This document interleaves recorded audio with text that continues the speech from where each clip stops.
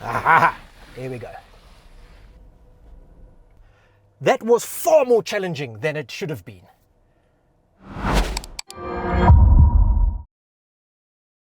Welcome to a brand new series here on AutoTrader, High Low, where we take a look at two opposite ends of the spectrum, the high end and the low end, and we see what you're getting for your money in each case.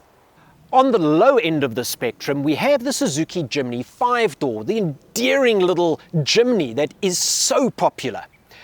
Pricing on this starts at 429,900 Rand, but you need to keep a little bit of money left over because Jimny owners love accessorizing and customizing their vehicles. You're going to want to spend a little bit more than that. Underneath the bonnet, you get a 1.5 litre 4-cylinder naturally aspirated petrol engine, so no supercharger and no turbocharger. And that means that it only makes 75 kilowatts and 130 newton meters of torque. Now, while that may seem very little, the Jimny is diminutive, compact and lightweight, so it can keep up with traffic just fine. And even off-road, its lightweight means that that is more than enough power to have a lot of fun. From its 40-litre tank, you can expect to get just over 500 kilometers of range. Not terrible, but you are going to be stopping relatively frequently at the pumps.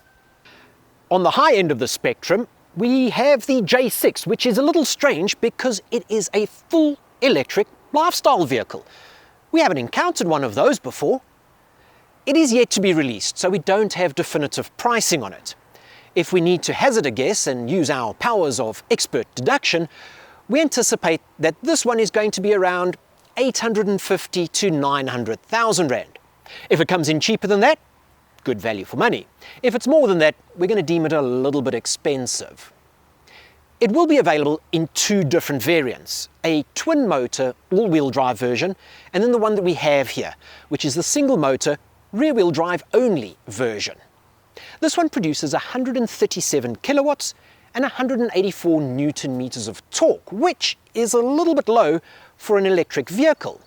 You see, Jaecoo, subsidiary of Chery, has decided to sacrifice torque output in favor of range.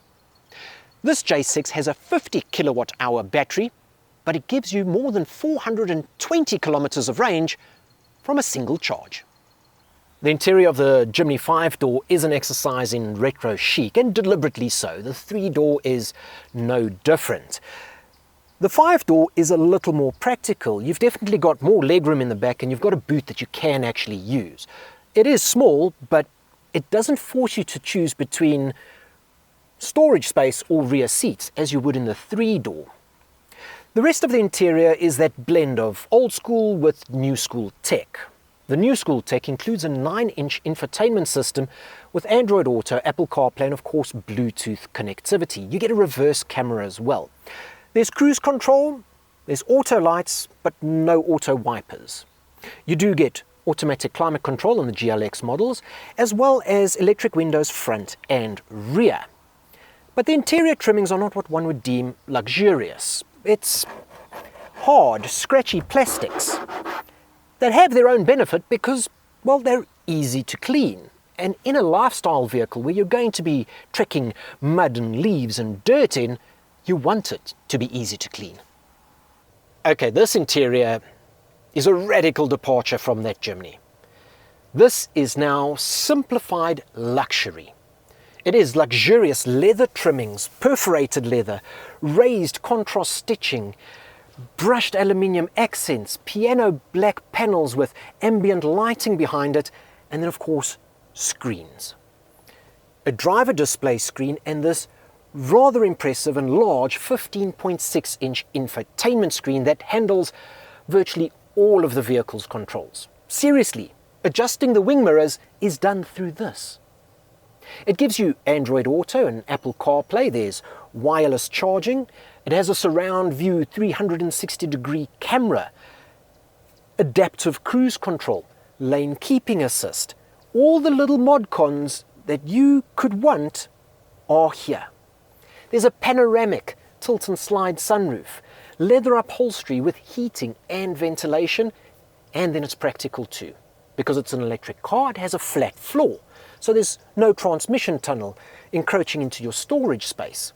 There's great legroom because it's Chinese and that's one of their fortes, but there's a lot of practical storage in the vehicle.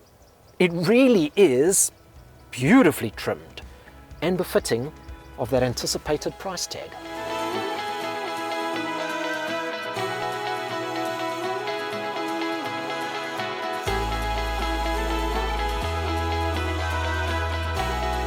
Okay, let's be perfectly honest here. This is not a hardcore off-roader. It is a monocoque construction, so just like an SUV. And it has McPherson suspension up front and a multi-link suspension at the rear. That's not hardcore off-road. And this version is just a single motor rear-wheel drive variant. But it's got fairly respectable credentials. There's a 28-degree approach angle, a 31-degree departure angle, and the breakover angle is 20 degrees, which is a little low because the ground clearance, unfortunately, is only 170. So best suited to, well, a little bit of casual gravel roads than what we're doing here. We're not going to go hardcore with it either.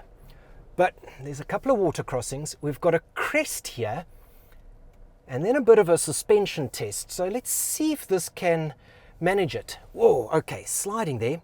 Tell you what I'm going to do. I'm going to put on this camera, which is really going to help me see what's happening. All right, let's see. And, well, that's it. Completely flummoxed by one little climb and a little bit of mud. Off-road pretensions. Let's see if we can climb it. Come on, there's more than one way to skin a cat. All right. We're going to get this thing out of here. Aha! Here we go. That was far more challenging than it should have been. Okay, now I have questions about what's in front of me. Because we have a bit of a suspension test that has a whole bunch of tires. They have rocks in them, but this is going to be rather challenging. After that incline, I don't know if this Jaecoo has what it takes. So the traction control is working here to give us as much grip as possible, and admittedly we're on road biased tires. Oh, we just need a little bit of momentum. It's off-road, so as slow as possible and as fast as is necessary. Oh, there's that 20-degree breakover angle that's really causing some challenges here for the Jaecoo J6. But we're out. It's got a compliant suspension, but that was way more challenging than it should have been. And I've got a sneaky suspicion that the Jimny isn't going to struggle with that. With the Suzuki Jimny, things are a little different, you see, because this is a proper 4x4. So the suspension is different. It runs solid beam axles. It doesn't make it great on the road, but off-road, well, it's where it comes into its own. You see, when one wheel pushes up, it inherently pushes the other wheel down, giving you better traction. It's also built on a ladder chassis. And this ladder chassis means there's greater wheel articulation. Not only that, the approach, departure and breakover angle, even of this longer wheelbase 5-door, is better. 36 degrees approach, 47 degrees departure, and a 24-degree breakover angle. So we're going to tackle the same challenge here. I have just put it into 4 high. So it's now 4-wheel drive. Ordinarily, it would be in 2 high, which is just rear-wheel drive. So let's tackle this same challenge now. Now, the thing is, the Jaecoo has dug quite a hole here. Let's see what it can do. All right. A little bit of momentum is going to be required here. Oh, okay. Oh, okay. Okay. Even the Jimny is finding it a little bit of a challenge. All right, let's try that again. But the Jimny has a trick up its sleeve. All right, I put it into neutral, push down here, and then I put it into low range. This amplifies the engine torque through the drivetrain. It's still making the same 130 Newton meters, but the gearing means that it can crawl through things. Oh, so much easier. Oh, that was a doddle. Oh, by comparison, that was an absolute doddle. Oh, I forget how good these things are. And we're on road bias tires. We don't have all-terrain tires that can grip in the mud or anything of the sorts. It's just doing it. I can take my feet off all the pedals and it just crawls over all these obstacles with 130 Newton meters. It's magical. I know, I'm gloating, but these cars are just so endearing for that very reason. When you want to get creative, you can. Okay, this is now chalk and cheese. It really is. This is where the Jaecoo J6 truly excels. It's out here on the tarred road. It's an electric vehicle, so it's quiet. There's no gearbox to really speak of, or at least no gear changes to speak of. So it's just one fluid motion as you drive along. You can hear all the little details of your music through the sound system. And I tell you what, the suspension, because of its off-road pretenses, makes it rather compliant and comfortable. It's great here. Little undulations and imperfections of the road are ironed out quite nicely. This is a lovely drive. The seats are comfortable, the steering weight is good once you've set it up. It's rather nice, and that range is impressive. A full charge, last time I checked, 426 kilometers, which is very respectable. It's like a thirsty V8. It's respectable when you're in civilization, but as soon as you want to head out into the bush, well, A, you need to stay somewhere where there is a charger, and then you can only ever really venture 200 kilometers away from your base station, your charger. It's like doing a search and rescue mission in a helicopter offshore. Once you're halfway done with your fuel, you need to head back and start finding ground, because otherwise you're just going to crash into the ocean. It's a little bit like that with the Jaecoo J6. It's got great road manners. I like the creature comforts, the adaptive cruise control, lane keep assist. The heating and ventilation on the seats is absolutely sublime. The tech isn't completely out of the wazoo, and the infotainment is still a little bit tricky. There's a couple of user interface quirks that I'm not quite fond of. Buttons that are too small or tucked away too far in too many menus. And then we have that little Chinese Achilles heel of calibration. The regenerative braking is rather effective, but if you have it in a normal or sport or eco setting, there's not enough dead zone in the throttle pedal. So you're either accelerating or you're braking and decelerating. You can't cruise and maintain a speed. I've had to set up a custom profile here that does away with the regenerative braking just so that I can drive smoothly and not ride a bucking bronco.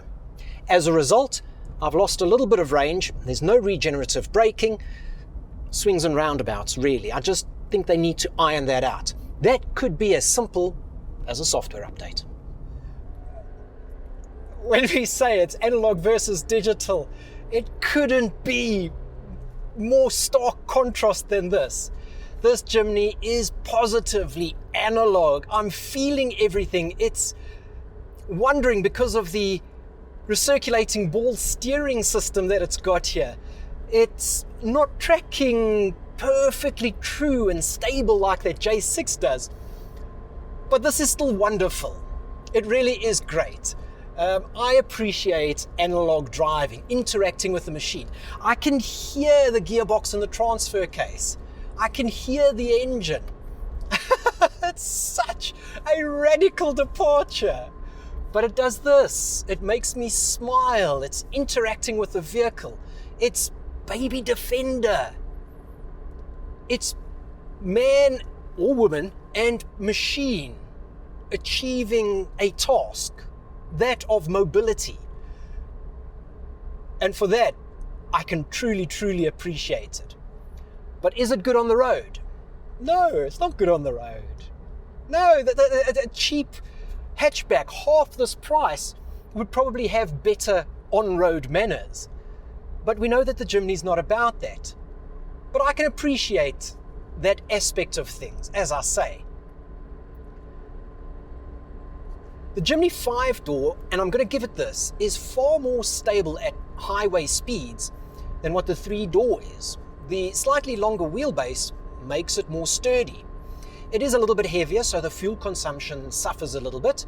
We'll hover around the 7.6 litres per 100 kilometre mark here. But this is a driving experience. On a long road, it can become a little taxing. You're constantly working the steering wheel.